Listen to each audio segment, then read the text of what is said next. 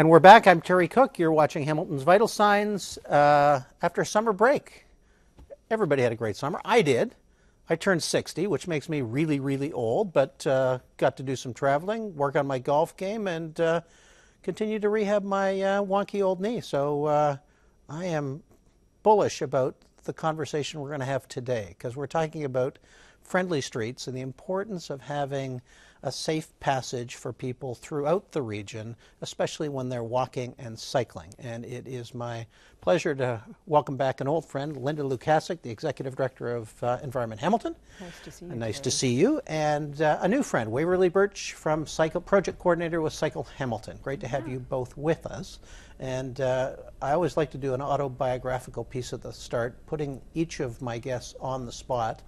Tell us a little bit about you, the work that you're doing, how you came to do that work, and in 3 minutes or less, sum up your life and the contribution you're going to make with Cycle Hamilton. Ooh, okay. Well, if we start from the beginning, I've always had a pretty keen interest in environmental issues.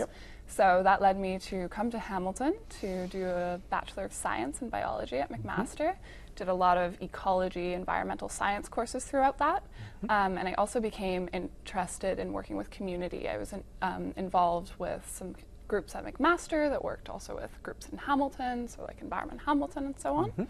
And also, I really started to appreciate the variety that the city had to offer when I started biking downtown to conservation areas and so on in my upper years. I recently went away for a couple of years to do my Master's of Planning at Waterloo. And that had more of an ecological focus, but I also became really exposed to things around, say, active transit through projects for other communities. And as soon as I was done my coursework, I was really keen to come back to Hamilton. So I came back, and I'd been working again with the community, volunteering, just going to meetings and so on. So Cycle Hamilton posted the role as the project manager for Friendly Streets, and I thought it would be a great opportunity to get more involved in the community while also combining some of my professional interests. So I'm really excited to bring those things together and see where we can go with Friendly Streets. Excellent. We'll talk about that. Lynda Lukasik, you are not a stranger, but recap for us. Leave out the part where you used to torment the local politicians back in the 90s, and let's go to the present. But tell us. I don't torment people. Tell us about your history as an environmentalist in Hamilton, and then how you came to do the work that you're doing with it feels like it's been lifelong. Can I say that? For both of us. Yeah, I was born in Hamilton and been active on environmental issues since I was an undergrad at Mac. Got involved in Red Hill Valley Battle through Friends of Red Hill, and then ultimately became a part of getting Environment Hamilton started. And if you can believe, that was in 2001. Wow. So we've now been around for almost a couple of decades, doing a whole host of project work. Sort of evolves over time, but I like to say there's always a kind of an environmental justice angle to the work that we do. And if you fast forward to now, lots of interest in how the downtown core is transforming, and we were actively involved in helping to make Cycle Hamilton come to be as an organization, and really excited about opportunities to combine some of the walkability work that we'd done in the past with efforts to pull in the cycling piece. So it's been a fantastic coming together of organizations to work collaboratively on what I would argue at the heart of it is really all about mobility justice, making the streets safe for people using all modes and people of all abilities too. So how's that for a quick overview of where I've been and where I'm at now? Yeah, and a great setup, because I always, for relative newcomers to Hamilton, I like to remind them sometimes of all of the history and some of the battles waged, won, and lost. And for me as a young councillor, I was the champion of on-street bike lanes on Main and King in the early 90s, for which I had my political hat handed to me, and they lasted about 6 months before council backtracked and obliterated them. And when you think about the battle around the Cannon Street cycle track and so many other improvements that have happened, often it has been 2 steps forward and 1 step back. And of course, we're in an era now when you hear lots of rhetoric and divisive stuff around the war on the car. And in the pre-show, I was saying that, my experience having represented politically way back when the entire region was that these issues around friendly streets are often characterized as urban versus suburban or rural, and in my experience, they're not. Every family, whether you live in Freelton or Rockton or Elfrida, or in downtown Hamilton, as I do, want their kids to be able to get to school safely. They want to be able to get on a bike and get to and from key destinations without putting their life on the line. And I think that increasingly, as we recognize the commonality, we are going to gain additional momentum in the kind of work that you're doing. Yeah, so absolutely. With that, I'll get off my soapbox. Tell us about Friendly Streets, both conceptually, how the program came about, and what we're trying to do with the work that both of your organizations have been a part of. So I'm going to start with you, Waverley. All right. So Friendly Streets is a project to improve streets for everyone who walks and rolls or cycles. And so that came to be in 2017, I believe, as a pilot. So beginning around in the downtown, near the General Hospital. And we continue to work there in the Beasley and Gala neighborhoods. And we've now also expanded over to the east end of Hamilton into the Riverdale neighborhood. So we're just getting started there. And we work a lot with community to hear their concerns about how they think their streets could be improved, sort of facilitate them to bring forth those concerns to the city and see what we can really do to make those improvements and empower people to do that themselves. Excellent. I'm going to put you on the spot because you mentioned social justice, transportation justice. Yeah. And one of the things that I've always been confounded by is the different expectations and tolerance that we as a community place on different neighborhoods that frankly is tied to socioeconomics. So my example would be Main and King again, where we've had 5-lane highways forever, and we seem not at all concerned with the well-being, the health, the safety of the folks who live in that corridor. These are places where people live every day, and they get up and send their kids to school, and they go to work, and they need to use transit and all that stuff.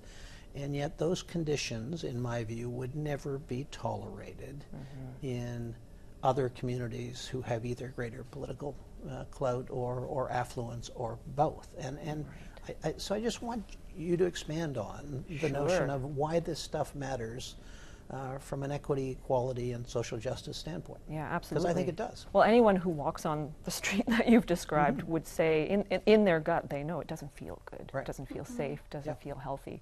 So in Hamilton, we're kind of a funny place because I would argue we've got these strange sort of remnant pieces of a 1950s kind of approach to community planning. And I think a lot of those conversions to these one-way, people will call them car sewers, where this traffic flows along. Those pieces are still there, but that's not the way in the here and now most people want to see our city function. So I think that's a prime example of a street that, can you imagine if we rethought Main Street? The signal that would send to people coming in from the outside if you had that as a main thoroughfare where people felt comfortable on a bike. I mean, I was just saying to Waverley the other day, we see cyclists still using that street. So there are people who will dare. So I would say that's a remnant of a past way of looking at things. Just like you can think of other examples that we hear from a lot of residents about, especially in the downtown core, the industrial trucks, following that route past the hospital along Wellington, usually down Cannon and out through along Queen Street to King or out York Boulevard. Again, I would argue a remnant of the day when we would just, bow over to private sector needs and not something that we can't accommodate in reasonable alternative ways. So I think it's past thinking, and I hope as a city we're at a position now where we're ready to really start openly talking about those things. Community is, You mentioned both the institutions that frankly are often anchors in these neighborhoods, and you work closely with the General Hospital. And I mean, one of the things we saw in the Code Red work was the dichotomy of one of the best and largest hospitals in the region, situated, committed to a neighborhood with arguably the worst health outcomes in Code Red identified areas by the SPEC in Southern Ontario, and that failure to connect the dots between what's happening in the neighborhoods around with what you're trying to achieve inside the institutions. And I know that they have fundamentally committed to work differently in a whole host of areas, everything from affordable housing to what's happening in the streets around them. So talk about the experience, commitment, and ability of institutions, frankly, to contribute to better outcomes in areas like the Friendly Streets work. Yeah. Go ahead. Yeah. All right. Well, I know in the hospital zone that the work there started, and I referenced the hospital zone, and that's because there was this motion put forth to create a safety zone around that hospital, right? So that's driven forth some things like getting a pedestrian crossing installed on Victoria Street, which is something that's to come, and then also assigned bike paths. So these are improvements that are made in this area in relation to a big institution. And like with the example of the pedestrian crossing, we've been working there lately and doing surveys to see what's happening, because you have this busy street that tons of cars rush up like a highway, right? With a little bike lane beside it, and then 2 parking lots and the hospital. And when we're there, we quite often see people who are trying to cross over, maybe even an elderly couple, and they're helping each other along, and they're probably not going to walk down to the intersection, right? So they're going to be able to cross over that area, and that's just one example of that type of improvement that's made because the institution is there. Same question to you, Lynda. Sure. What's the role and the obligation of institutions to look beyond their walls to participate in this stuff? And I would say Hamilton Health Sciences, I think, is a stellar example of how to do it right. So right from the earliest days of Friendly Streets, I can remember going in to meet with Rob McIsaac. Dave Heidebrecht and I went in to see him and to say, this is what we're doing. Would there be any interest? And right from that level down, we had support from day one, and that makes all the difference in the world. So we ended up, in meetings with Teresa Smith. We work with my immediate past board chair at the foundation. That's right. A fantastic connection with Dr. Ann Higgins at the hospital. She's based at the General, and she's been fabulous in working with us to make a lot of these things happen. And she's someone who, through the hospital, is always thinking of other ways to make positive connections. So I'm really impressed by Hamilton Health Sciences and that commitment, because I think the way they're viewing things these days is we're in that community. What do we need to be doing to provide important services to everyone who's around us? And that is a welcome and positive Absolutely. departure. It's been fantastic. Great. Fantastic. We're going to have to go to a quick commercial break, but Lynda Lukasik, Environment Hamilton, Waverley Birch from Cycle Hamilton. We're talking about the Friendly Streets Initiative, and I'm Terry Cooke. We'll be right back.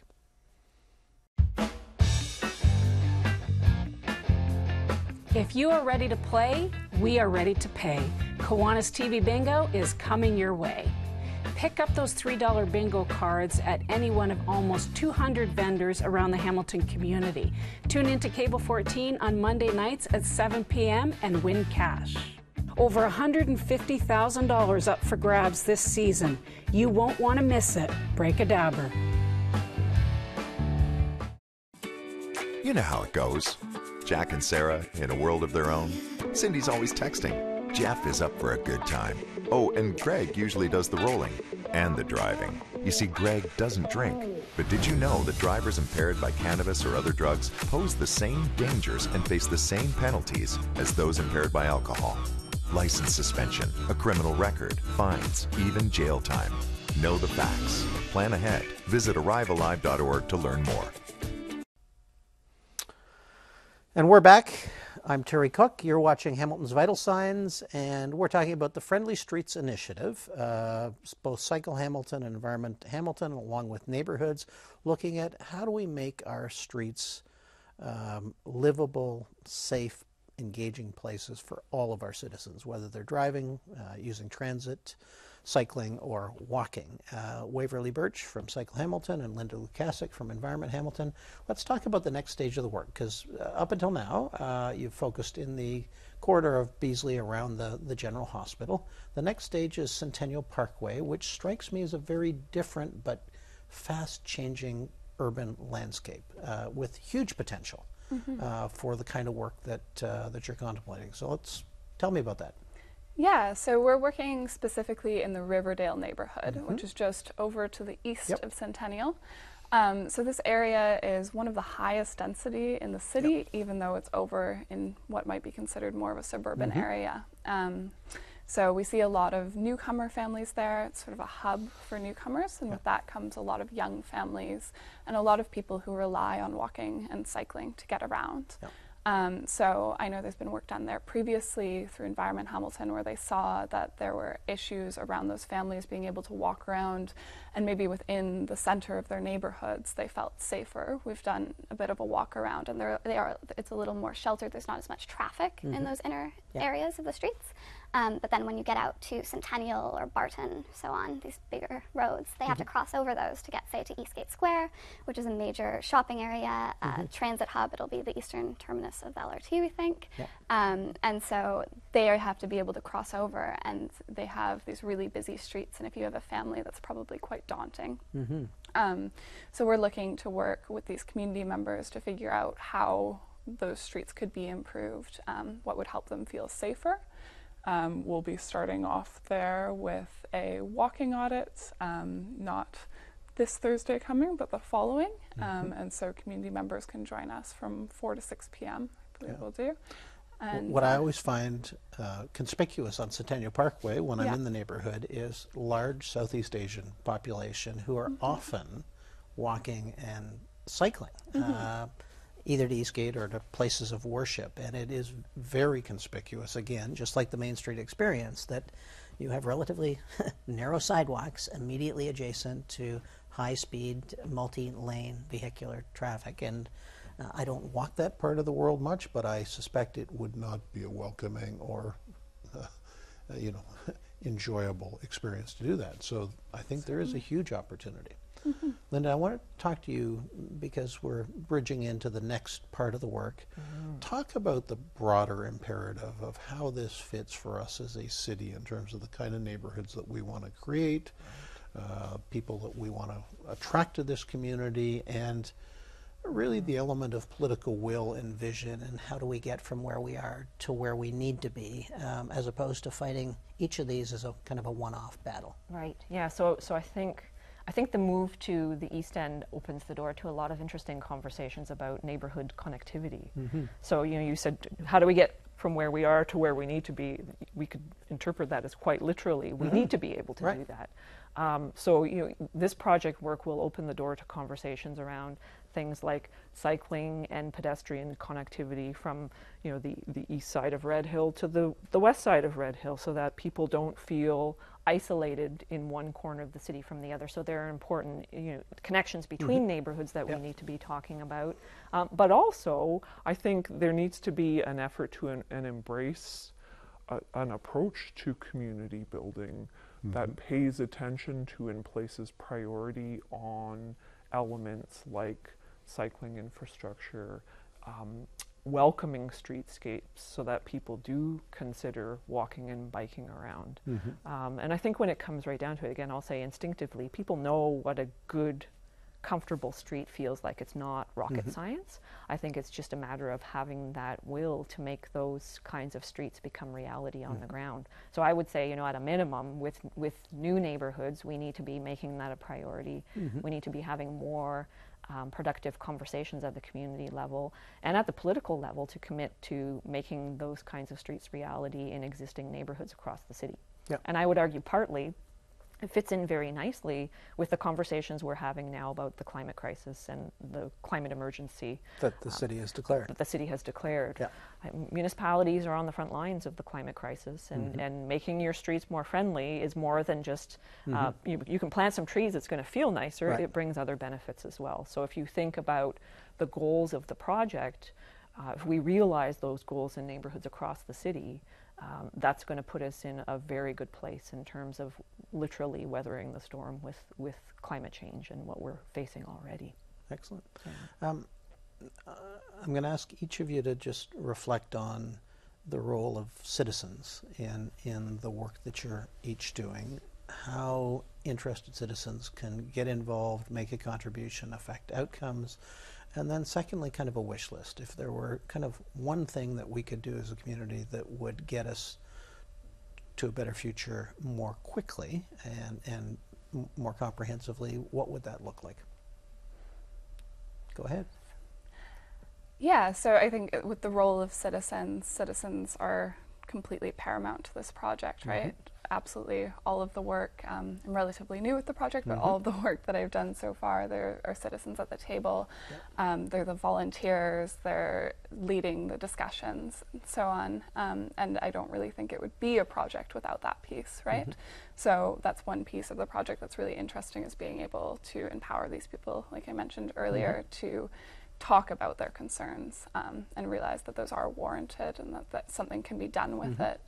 In terms of one... And recognizing that with any change, there inevitably will come criticism, resistance, and communities don't always easily adjust to changes, whether it's in traffic patterns or kind of our expectations around how we contribute to the future of the planet, right? So, I mean, sorry, go ahead. Oh, no, certainly. In the context of this project, one thing that would make things better, I think, given that we're talking about cycling and walking, just being able to make those connections for people to be able to move around in that way, I think is really empowering for people. If you think about it just in terms of like their health and well-being, economics, being able to get to the places that you need in an affordable way that's healthy for you, I think really opens a lot of doors for what you can then go do in your life. I know it's changed my life significantly to even just change that mode of transit. And it changes even the connections you get within your community, right? So maybe you're meeting someone on the street and you realize you're both really concerned about street trees and you want more. You're going to come together to make that happen. It's like having a dog. Exactly. Meet people differently and forge relationships that would never happen otherwise. Same questions. I was going to say, it's funny because it took us a while to land on the name Friendly Streets for the project, and I'm so glad we did, because it's really worked well to draw a whole diversity of people into the projects. I think everyone looks at a name like that for a project, and they can contribute something. So I would say it's again, that engagement of community is essential, and it has been. I think the project name has been welcoming and accommodating, and we're really excited about the diversity of input that we've had so far, and we'll keep on working to make that happen. I think as far as key changes, I have to say, right now I think partly because the city's embarking on a truck route study review, I'm kind of obsessed with this notion of the industrial trucks and how we could do things differently, and imagining the kind of impact that could have if we work something out that's viable for everybody. I think I'm just trying to imagine, cycling along the Cannon cycle track, newly refurbished. Almost done. It's looking great so far. Almost I'll done. admit I cycled it last night and it was wonderful. So nice and flat and smooth. Being able to do that in an environment where I don't have an 18-wheeler right next to me coming into work in the morning. I'm saying that selfishly, but I know that there are a whole lot of other people who have this vision of urban neighborhoods that feel better, and I think that's one piece that could make a difference very quickly. Right. Yeah. And I'll add my 2 cents worth, which is the other obvious elephant in the room, is LRT and the need and ability to reconfigure streets in ways that both move traffic, because people are still going to get around and people are still going to drive, but also in a way that calms the traffic, that makes it a more livable experience, whether you're walking, cycling, or living on Main, King, or any of the other arterial connections that ultimately will be affected. Because I think the misnomer there is everybody thinks about it as only a downtown project, and in fact it's going to reconfigure the way in which we move people from one end of the region to the other, and that is a huge opportunity to think differently about the kind of neighborhoods we want to live in. So. Unfortunately, we are out of time, but let me thank both of you, Waverley Birch from Cycle Hamilton and Lynda Lukasik from Environment Hamilton. Great to have you back. Appreciate the work that you're doing, and I hope folks will take this opportunity to reconnect around the Friendly Streets program, get involved, and together, collectively, make a commitment to building friendlier streets across the city.